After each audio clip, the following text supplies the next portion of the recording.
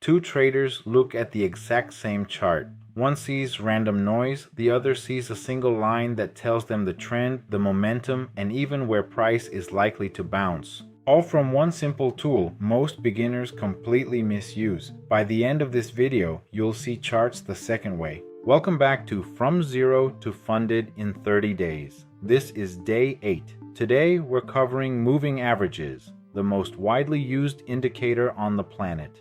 And the first tool we're applying from the framework we built on day 7. This is a longer lesson than usual because there's a lot of nuance here that most beginners never get taught properly, and I genuinely want you to walk away from this one with a complete understanding, not just a surface level definition you could have found in any random article online. Let's get into it. Quick recap of how we got here. Days 1 through 3 gave you the price action foundation, trends, candlesticks, support, and resistance. Days 4 and 5 added timeframes and market structure, top-down analysis, and the BOS and CHOCH framework. Day 6 was volume, and day 7 set the rules for everything we're doing from here forward. Indicators confirm what price action already shows. They never replace it. And lagging indicators like the one we're covering today are reliable but always a step behind. Keep that lens on for the entire rest of this video,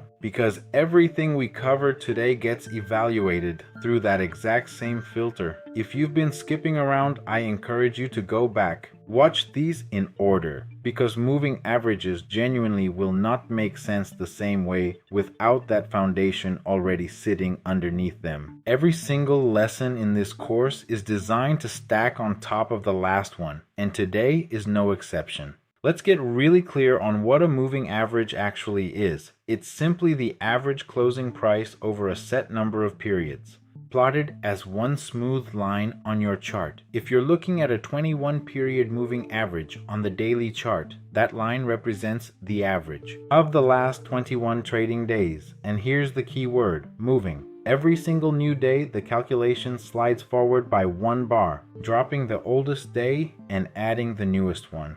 That's why it looks like a smooth flowing line instead of a jagged zigzag like raw price. It's literally smoothing out the noise of individual candles so you can see the bigger picture trend underneath all that daily chop. Once you understand that one mechanic, half of what confuses beginners about this indicator just disappears. Think about it like this.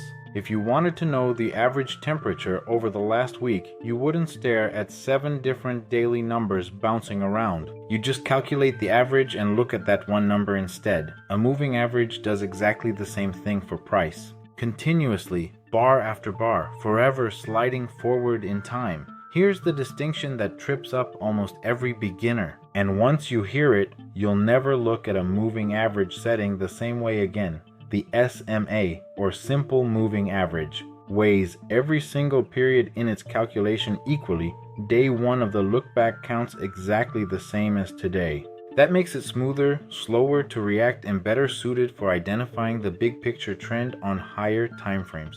The EMA, or exponential moving average, weighs recent price action more heavily than older price action. That makes it react faster to what's happening right now, which sounds great, but it also means more false signals during choppy conditions. Neither one is objectively better. SMA for the bigger picture, EMA for active, fast-moving day trading. I personally use EMAs for my NQ scalping specifically because speed of reaction matters more to me than smoothness. And in a few minutes, I'm going to show you the exact combination I've personally traded with for over a decade. Here's a simple way to picture the difference. Imagine asking 10 friends for directions versus asking the one friend standing closest to you.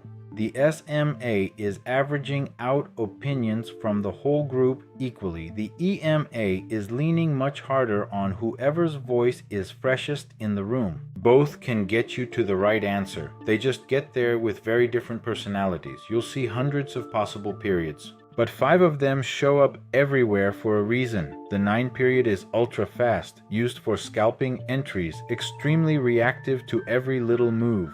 The 21 period is fast, and it's my personal go-to for reading the intraday trend on NQ. The 50 period is medium speed. This is a swing trend line that a lot of institutions also watch closely. The 100 period is slower, used as an intermediate term trend filter. And the 200 period is the slowest of the bunch. This is the line that literally every trader on Wall Street watches, on every market, on every time frame. When price is above the 200, the long-term bias is bullish. Below it, bearish. It's almost universally respected, which is exactly what makes it powerful. When thousands of traders and algorithms all watch the same line, that line starts to matter. Simply because everyone believes it matters. This is actually a fascinating quirk of markets. A level can become important purely because enough people agree, completely independent of any deeper mathematical magic behind the number. The 200 period is the single best example of that phenomenon. This connects straight back to day 3, but with a twist, so stay with me here. Support and resistance on day 3 was a flat horizontal line. A moving average is a support or resistance line that actually moves along with price. In a strong uptrend, price will often pull back and bounce right off a moving average, commonly the 21 or the 50, over and over again. Each one of those touches acts like a bounce, except the level itself is sliding upward as the trend continues. The same logic works in reverse during downtrends, where the moving average acts as a moving resistance ceiling that price keeps getting rejected from on every rally attempt. Once you start seeing this, you'll notice it on almost every clean trending chart you pull up.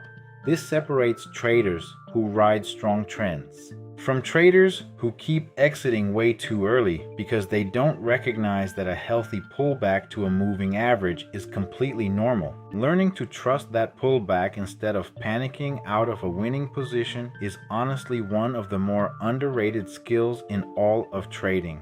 You've probably heard these terms, the golden cross and the death cross. A golden cross happens when a faster moving average crosses above a slower one.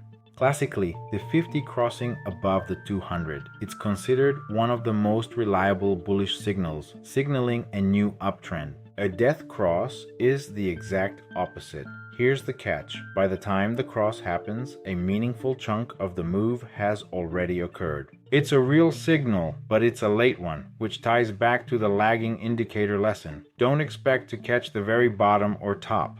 You'll see major financial news cover these crosses because so many other traders and funds react to them, giving the signal a self-fulfilling boost.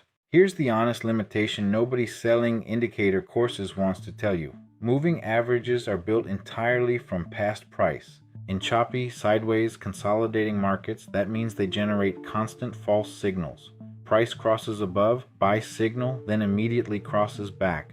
This is called whipsaw, and it will absolutely shred a trading account if you're blindly buying and selling every single cross. This is why day 1's trend lesson and day 3's consolidation warning matter. Moving averages work best in trending conditions. Always check the bigger picture trend first. I genuinely cannot stress this part enough. It's the biggest reason beginners lose confidence.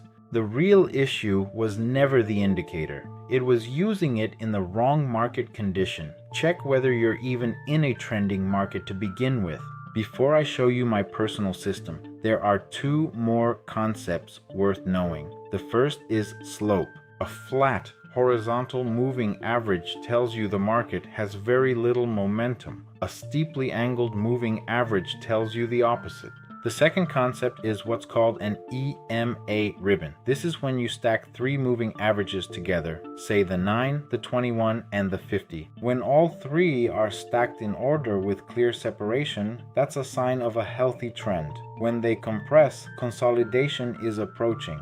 6 or 7 lines is back to the indicator soup problem. Keep this concept simple and limited to 2 or 3 moving averages at most. Here's the personal system I promised you. I run the 9 and the 21 EMA together every single day, trading NQ. When the 9 is above the 21, that's my bullish bias, longs only. When the 9 is below the 21, that's my bearish bias, only shorts. When price pulls back into that 9/21 zone during a healthy trend, that's frequently my entry trigger, especially with a key level from day 3. This isn't some secret formula, but the discipline of only trading in the direction the stack is pointing has saved me from countless bad trades. Simple, repeatable, boring, and that's exactly why it works. The traders who last aren't the ones with the fanciest setup.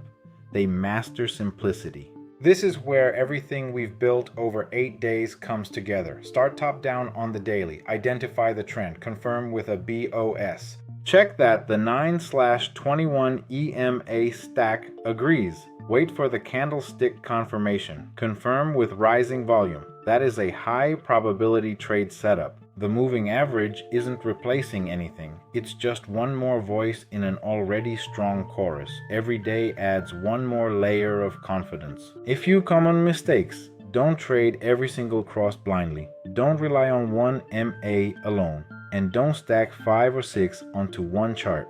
Don't switch your periods constantly, hunting for what worked perfectly on the last trade. Pick your periods, write them down, and commit.